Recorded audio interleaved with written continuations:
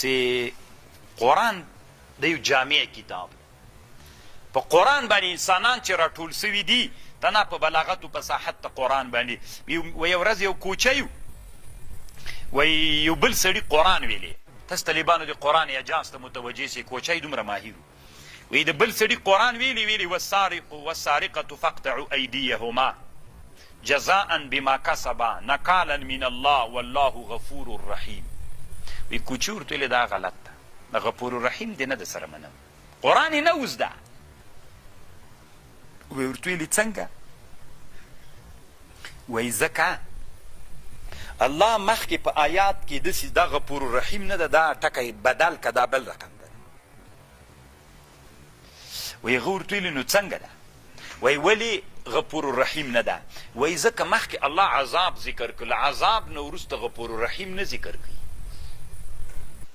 والسارق والسارق فاقطعوا ایدیهما ورته ویلې هغه چې سم فکر وکړه قاري چې قرآن ویلی او ما غلط ویلی ده والله عزیز حکیم ده نو طالبانو دا اعجاز د قرآن داسې حد ته رسېدلی چې کوچی هم پې پوهېږي اوس طالبانو ورونو تاسې دلته خبرې ته راسئ دی وایي علامه طنطاوي وایي یو سړی د طالبانو تاسې په ټولنه کې پوښتنه درنه کوم تاسې په ټولنه کې چې یو سړی در باندې ګرانیږي یو سړي نه چې درس وایي چې ښه کالي اغوندي هغه مولا پسې ډېر ګرځي مثلا یو مولا د هره ورځ ډېر ښه کالي اغوندي هره ورځ غسل کوي کالي اغوندي ښې چشمې ښه څادر ښه واسکټ ښه بوټونه د مولا نه علم ډېر زده کوئ او که طالبانو اوس دې ته هم ګورئ چې ته ودرې باطن کې هېڅ شی دی علم لري که نه لري یو مولا د طالبانو خیرن پیرن کالي دي علم ډېر لري یو مولا دا کالي پاک دي خو علم نه لري تاسې کم یو نه زده کوئ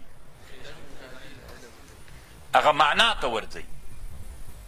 لباسو ظاهر ته اعتبار نه ورکوئ که څومره هم ښایسته نه یې ورکوئ اوس طالبانو ورونو دی وایي وی د قرآن یوه معنا ده د بلاغت و فصاحت د قرآن دا داسې د طالبانو لکه کالي غوندي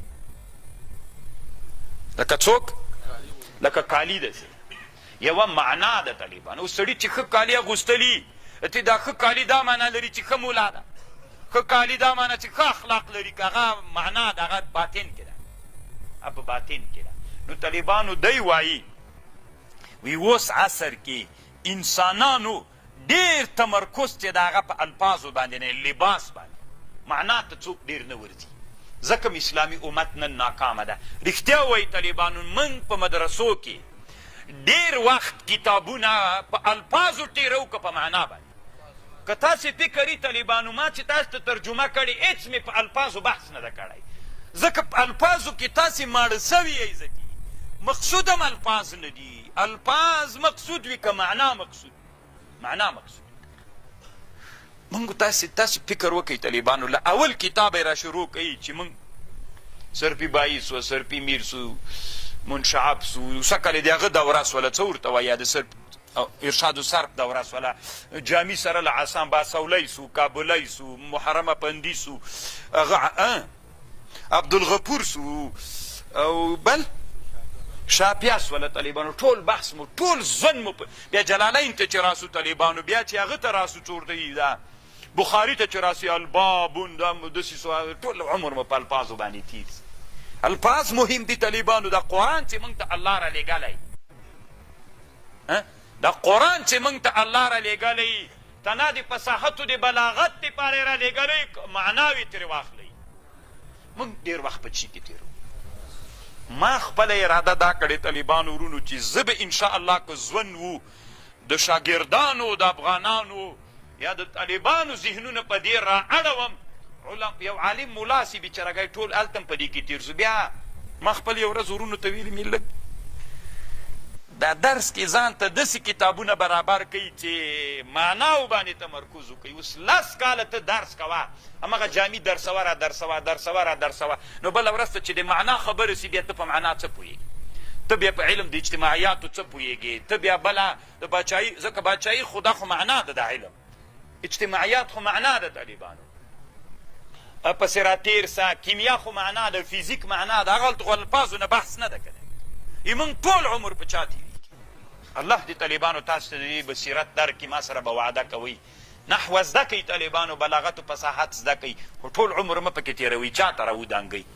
معنا ته راودانګئ، په معاني وځان پوه کوئ. ټول عمر مو په چا کې تېر سي. فمن وقف على ظواهر البلاغة فهو من العامة والجهلاء. دی څه وایي طالبانو؟ وایي څوک چې په ظواهرو د بلاغت د قرآن باندې تمرکز وکړي دا سړی اصل کې جاهل ده، عام سړی ده. کما یقف من الانسان على ظواهر ملابسه ولا يدرك اخلاقه وعلومه وما مثل الذين يضيعون حياتهم في ظواهر البلاغة الا كمثل حاج يضيع زمانه في اعداد الزاد والراحله مستكثرا. یو سړی چې حج ته ځي طالبانو که نه، زاد و راحله څوک اسباب دي طالبانو، وسیله ده که هدف؟ حج لپاره وسیله ده، مقصد و معنا. او که ته ټول عمر په دې تېروي چې داسې وي هغه تیار که دا شی تیار که دا، او حج ته طالبانو لاړ نه سي، ټول وخت په زاد و په راحله باندې تېر سي، دا نو چی سو؟ مونږ هم طالبانو ګوره زاد حج مقصد ده، زاد و راحله وسیله ده، نحو صرف دا وسیله ده طالبانو، نه څوک. تاسې اوس ما ته وایي چې موږ وخت په چی ډېر تېرېږي. یو سړی طالبانو داسې وایي، نن د بله ورځ ما نه ګروپ کې چا پوښتنه کړې وه، دا ملیان دا حدیث ډېر وایي چې د روزه چې دا ولې ورځې 10 ورځې بیا دا طالبانو د حدیث په اړه یې پوښتنه رانه کړې وي، دا حدیث څنګه ده؟ ما ورته ویلې دا حدیث ضعیف ده. بیا یو عالم پاکستان کې ښه عالم ده،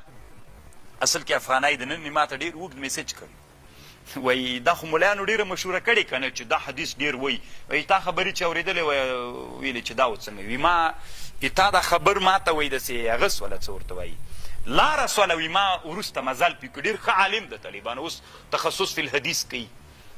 استاذ د تخصص فی الحدیث وي. په دې باندې مې نور کار وکړ، اوږد بحث مې پې باندې وکړ، اصل هغه لاره تا جوړه کړه، اوس ما مزل پې باندې وکړ. نو طالبانو ورونو دا شیخ الحدیث، شیخ الحدیث طالبانو، شیخ الحدیث چې منبر ته وخیږي وایي لولاک لما خلقت الافلاک، خاورې دې په تا واوړي چې ته شیخ الحدیث یې. تاسې طالبانو تنه د موضوعات الکبرا د علي قاري صاحب وګورئ، بیا د خپلو شیخانو پسې متوجه سئ چې څومره ډېر دروغ احادیث وایي. علت دا ده طالبانو د وخت په چا کې تېر سوی؟ ټول په الفاظو کې تېر سوی. بس چې دی وړې دورې ته راورسېږي افغانستان کې تعامل داسې ده، شیخ القرآن والحدیث همداسې ده که نه؟ بس چې څنګه ده بل ټول عمر یې دلته تېر سوی دی، نه له حدیث سره بلد ده، نه له تفسیر سره بلد ده، نه یې تفسیرونه مطالعه کړي دي. بس چې جلالین مطالعه شروع سو، د مشکات درس شروع سو، بس نوم یې مخکې مولي صاحب نوم دلته نوم څوک سي؟ شیخ القرآن والحدیث سي طالبانو. نه په قرآن باندې پوهېږي، تفسیرونه یې نه یې کتلي، او نه په حدیثو، نه په اصطلاحاتو د حدیثو پوهېږي، نه مرفوع پېژني، نه موقوف پېژني، نه معلق پېژني طالبانو، نه مدطر پېژني، نه په بس طالبانو شیخ القرآن والحدیث. تاسو ته نه د موضوعات الکبرا وګورئ، بیا خپلو وطنو کې علماو ته متوجه سئ، شیخ صاحبانو ته. یو ورځ یو سپین ږیري عالم اوس وفات، الله دې رحم پې وکړي، ویلي تقریر کې ویلي وایي ما یو کتاب جوړ کړی، عمره خبرې مې پکې کړې، اول کې مې کتاب کې حدیث کې وي دا حدیث راوړی لولاک مې کتاب، ټول کتاب به دغه ځي چې تا لولاکه پکې راوړی چې په اتفاق د محدثین علماو دروغ ده. نو الله دې تا په حال رحم وکړي. دا ډېره خطرناکه موضوع ده طالبانو، د حدیثو موضوع داسې وړه موضوع نه ده، ټول عمر غواړي.